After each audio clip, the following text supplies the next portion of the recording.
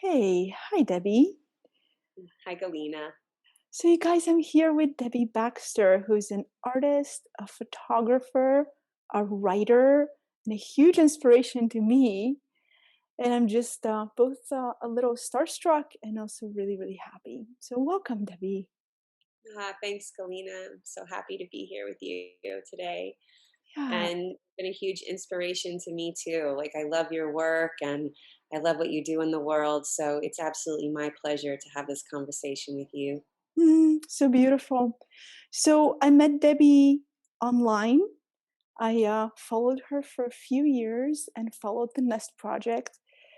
And completely starstruck and just loving everything you put out. And then one day, it was last fall, I think at some point, I was scrolling through my Instagram and I saw a picture that you had posted. I'm not sure if it's you or it's someone else, of a woman kind of in child's pose on this kind of open floor with this beautiful hydrangea just emerging out of her spine. And I was like, if I could find somebody who works like this, who sees life like this, to work with me on the cover of my upcoming book, it would be amazing.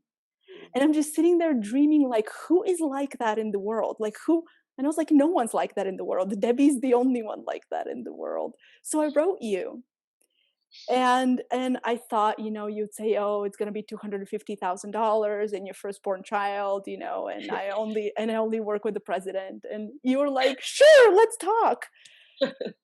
And when we actually started talking, and I found out that you are this incredibly creative, open, and generous human being, it just opened up my creativity to come back and really work deeply on my own book.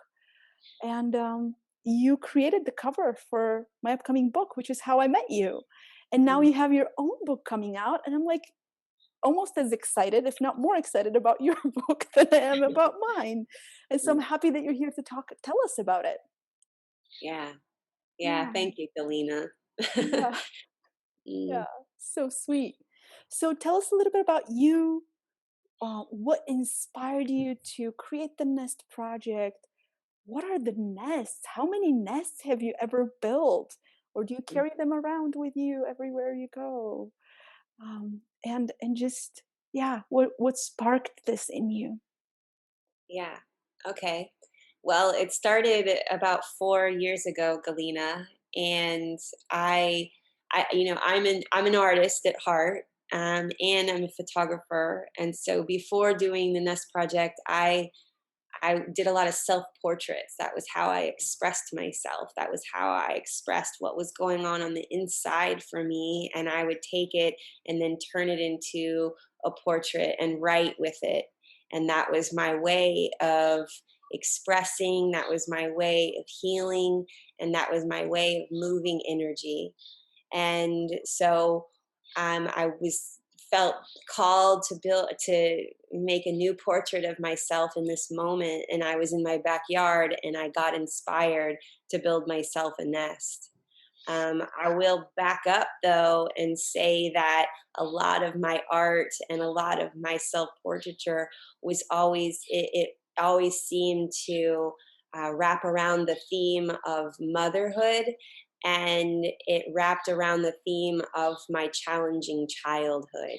And Mhm. so I did have a challenging childhood, and when I became a mother, it sort of I felt like it was kind of like business I hadn't dealt with, or just things from my past that I needed to process more. And so I have two boys, and with the birth of both of them, I did go through a rebirth of my own, and it gave me a window into my past and my process with my own mother and my process with my family.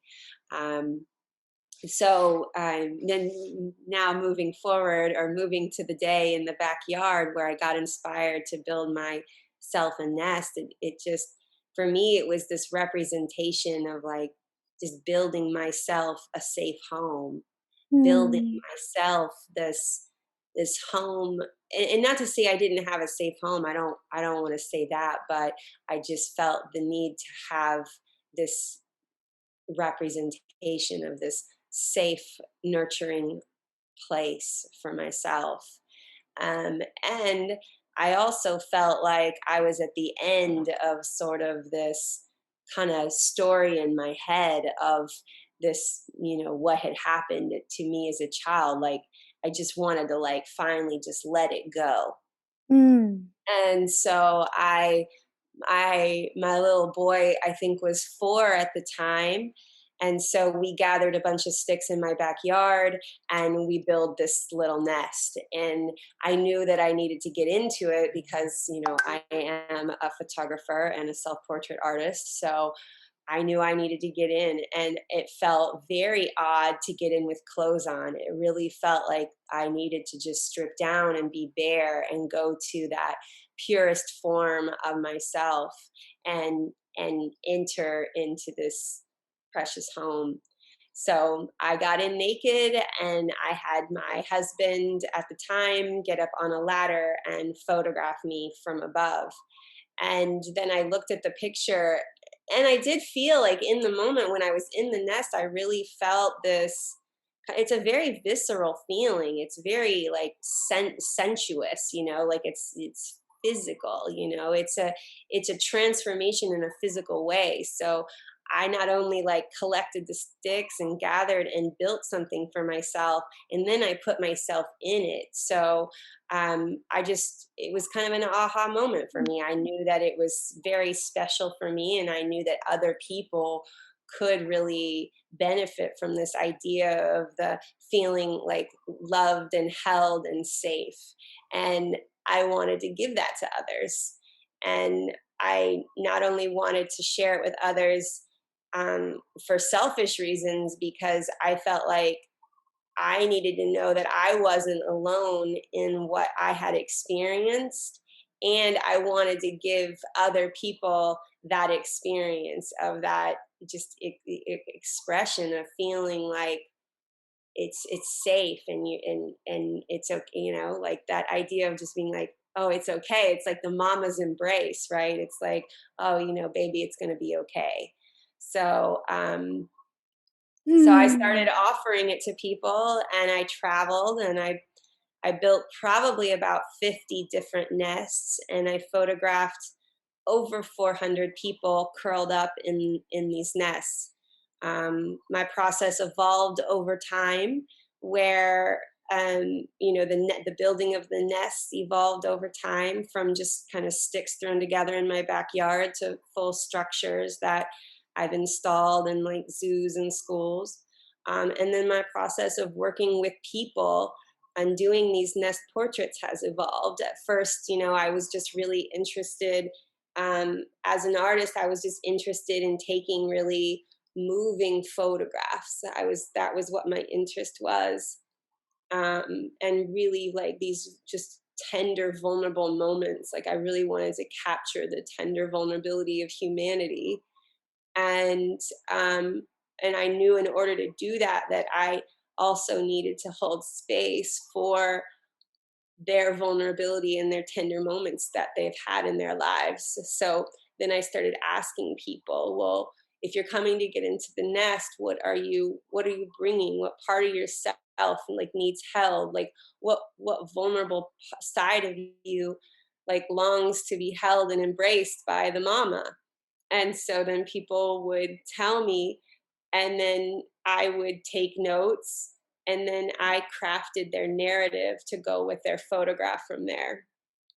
So, um, so now I have built over 50 nests, photographs over 400 people, and collected stories. I didn't collect stories from everybody that got into the nest, but I would say probably half the people that got into the nest I sat with and interviewed, and just listened to what experience they were bringing, and then crafted their narrative from there.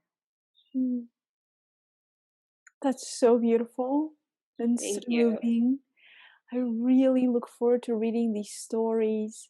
the interviews and stories you did with the women you photographed in the nest for my book, um, there's something that happens when I look at the photographs, and then I have a completely different experience when I look at the story. Mhm. It's almost like they're two parts of the same whole, and I'm so grateful that you're not just an image artist, but you're also a writer, Mhm. because it really creates a very it's a very tangible transformative experience for the person watching and reading. It's really amazing. Thank you. That was my experience with just those few, and I can't imagine hundreds and Yeah. what that must have done in you. So I'm Mm. really curious, what are transformations that you've seen in people, and Mhm. what has shifted in you over this time, looking at the images and then photographing and building and doing the interviews? Yeah. I guess I'll start with just, some participants that I remember. I don't think people really understand the concept until they actually participate. And I really pull something out, it really pulls something out in people, and it pulls something different out in people, like it's different for everybody.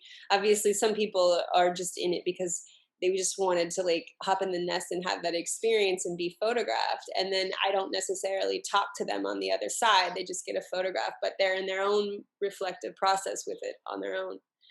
And then there's people who obviously have gone a lot deeper with, and um, my work, because like I said, because I'm this artist who really wanted to capture these vulnerable moving photographs, I really wanted to take people to that vulnerability. So I not only asked them what their part of themselves, vulnerable side of themselves that they're bringing to the nest, but I then ask them to hold that, like, Mm. maybe if they were, maybe if something happened to them at like the age of 5, let's say, and it's something that they haven't been able to let go of, and they just keep repeating it in their head and building patterns based upon that time.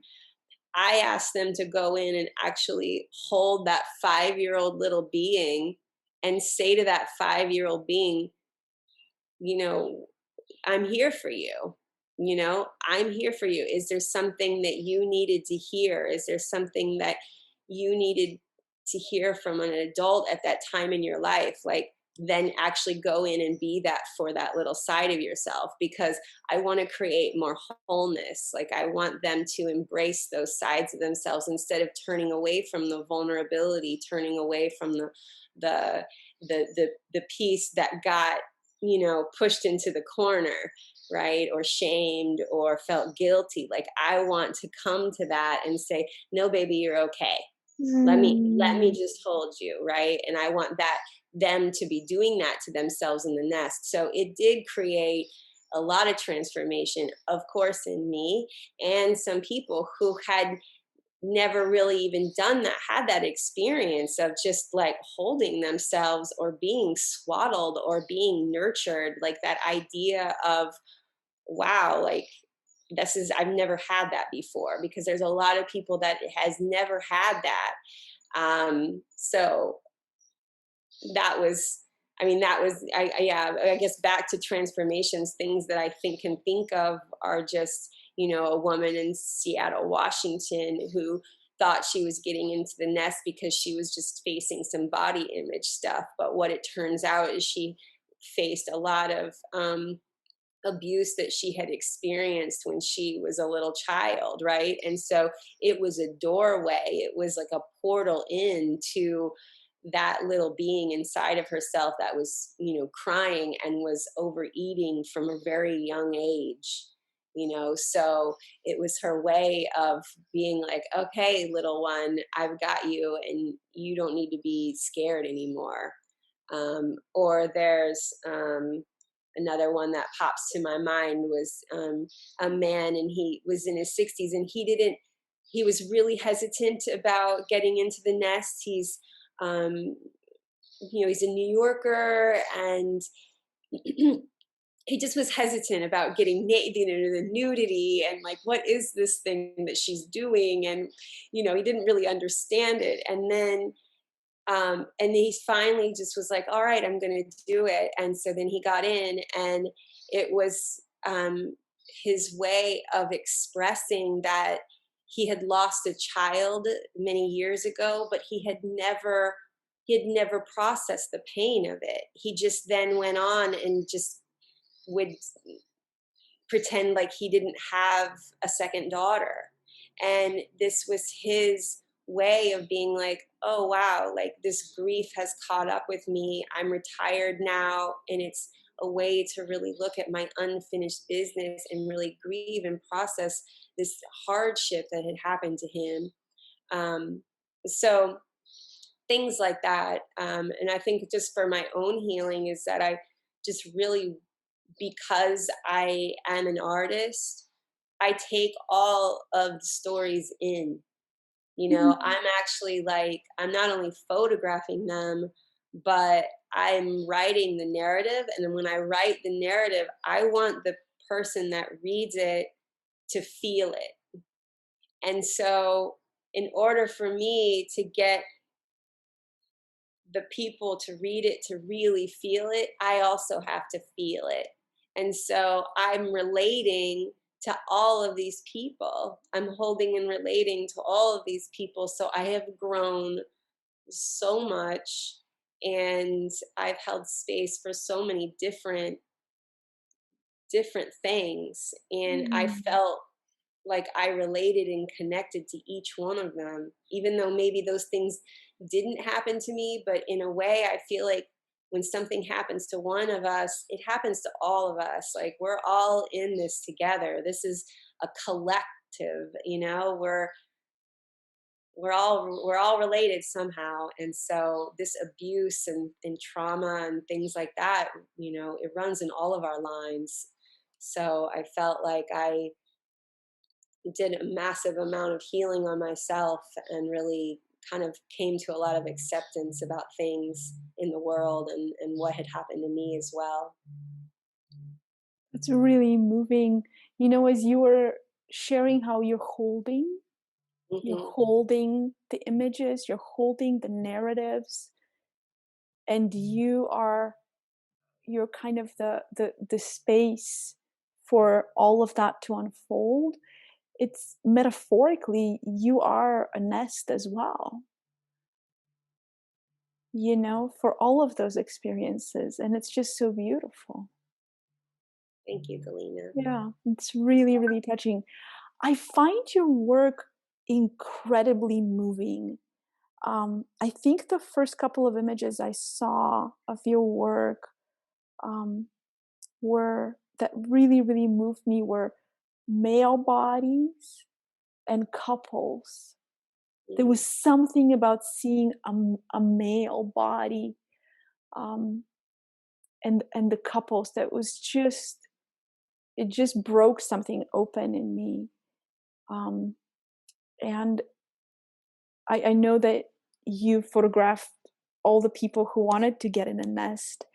Um, but I'm just wondering, what was it like for you photographing couples and a mom with a baby breastfeeding?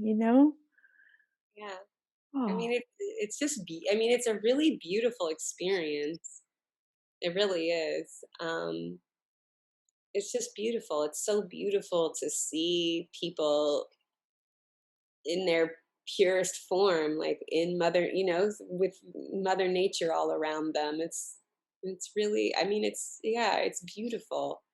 It's a really beautiful experience. It's so touching. It's so touching to be, I mean, and plus too, like I am really honored and touched that so many people like bared themselves, like, I mean, physically bared themselves. I mean, we're talking about real people from all walks of life that got into my nest. These are not models. These are not people who would be considered like, you know, Instagram or, like the Instagrammers or something like that. I mean, this is right. real life people. right. that wanted to come and have this experience. And like I said, I photographed 400 people, and it's like they were all kinds of different people, all kinds. Like Mhm. I think the oldest person was a 90-year-old woman, and then the youngest was a baby that was breastfeeding with her mama. So yeah. Anyway, it's just I feel really honored. I Mm, feel really honored that they would do that, and yeah, it's beautiful. it makes me feel like they trust me, you know. Yeah, and then there's tremendous trust to share the images with the world too after that. That's just monumental. Would it be okay to tell us a little bit about the book? Yeah. It's before the project? No, before the story. Yeah, it might be changing, just so everybody knows. Okay. I'm in the process of maybe changing the title. So, but right now it's Nest Before the Story. For the Um, story. it's a 200-page like coffee table book, um, and it includes about 75 of my favorite images from the last 4 years, and it includes stories and quotes, and it includes like an inside look at like my own process of why I did the project, and how I do the project, like how I build the nest, and what has evolved in me over this time. Hmm. um, and yeah, I'm extremely proud of it. I'm extremely proud of the work because I feel that it's a real what do I want to say? What do I want to say right now? I'm just I'm proud. I'm honored and I'm proud. I have amazing people, all the people that are in the book. I love each of and every one of them. I love their stories. I Mm. love their bodies. I love who they are. Um yeah, it's vulnerable, it's raw, it's provocative, um, it's moving, and it's very human, and it's also kind of a way to remember that we all as humans, like we all have these struggles and we all have these things, but we're not alone. Like no one's Mm. ever alone. We've all got them. And it's I think for the reader it's a way to really relate, relate to this in a way of like, oh yeah, I have that too, and oh yeah, that's me too, because I can read every one of the stories and I can relate in some aspect of them Mm. of, oh yeah, I hear you and I see you. Yeah. Yeah. Oh, I cannot wait to have it at our coffee table Mm, and be able to open and be with the stories. And, as somebody who works in kind of the trauma space all day long, I find um, images are really what's really powerful to heal. Stories is what's really powerful to heal. And we're also focused on finding the next modality or like the next influence or what's going to shift. And what I see shifting, especially working with my groups, is people's stories is what shifts and creates transformation. And so mm, you are doing what we all hope as trauma practitioners and therapists to do for the people who come in, and you're doing it on a very large scale in a way mm, that is so moving.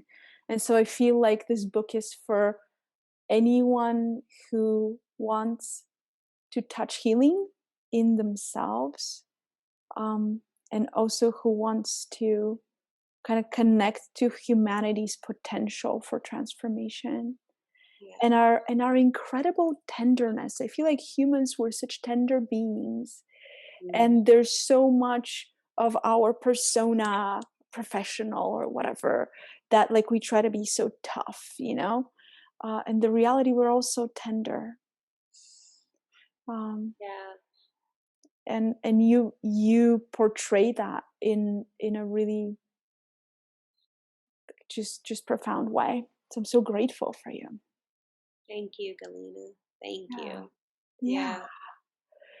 So we were talking a little bit before we started recording, and I told you that there's something in me that really is saying, Galina, you got to get in it inside a nest.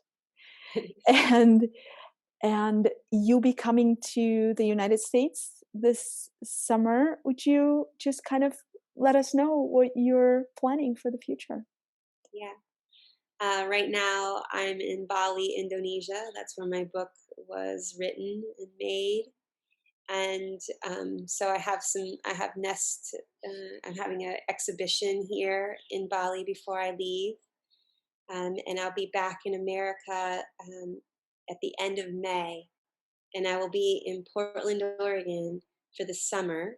And I have an exhibition most likely in Portland, depending on what's happening as far as our rules and regulations.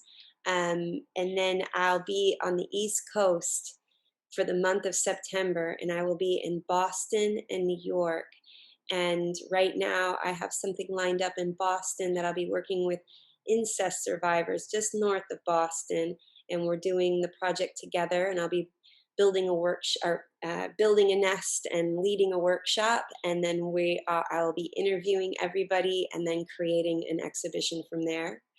And then I'll probably be doing something similar to that in New York, but I just don't have that lined up completely to share it with y'all right now. And then my plan is to be back in Bali and leading Nest experiences here on Bali starting in December of 2021. Amazing. Yeah. Where can people follow your schedule and exhibitions and adventures? I'm going to put the link to your Kickstarter so people can get a Oh, book yeah. right below wherever they're watching this. But where is the easiest place to not lose touch with you? Yeah. Instagram. I'm on Instagram, and that's the best way. Yeah, so Instagram is the Nest Project. I do have a Facebook business page, but I'm never really on it. But I send updates from my Instagram onto Facebook, so you can reach me that way too. And my name is Debbie Baxter on Facebook, and then my business name is the Nest Project on Facebook. And then I have a Kickstarter campaign going. And then I also have a website, and my website is debbiebaxter.com. Beautiful. Yeah. So as you're watching this, make sure you go on your phones and you find Debbie on Instagram and her website and bookmark it so you don't lose her. Yeah. And stay in touch with Debbie in any way you can. If you can gift yourself a Nest experience, please do. And I look forward to hearing what that's done for you and in you and what was that like. And then also, I hope that you guys support Debbie and you grab the book. I'm excited. I'm looking forward to seeing mine. And you have the big 200-page book. You have a different format that's like a special edition for people who want to back you up a little more substantially. So you have so many different ways that you're offering people to back up your project. And I think that's beautiful on Kickstarter. So I'm excited. I'm Yeah. really excited about that. And um, yeah, and all of you guys who know me, look for Debbie's work soon. Also on my website and the cover of Peace with Self, Peace with Food. Mm. Yeah. Yeah. So beautiful. Thank you, Debbie. I Thank appreciate you, you Galina. Thank you. so much and just really honor you for your work in the world and the healing work that you do. Thank you, Galina. Yeah. Thank you Thank so you. much. Thank you. Okay. Fingers and Bye. toes and nests crossed. Okay. Yeah.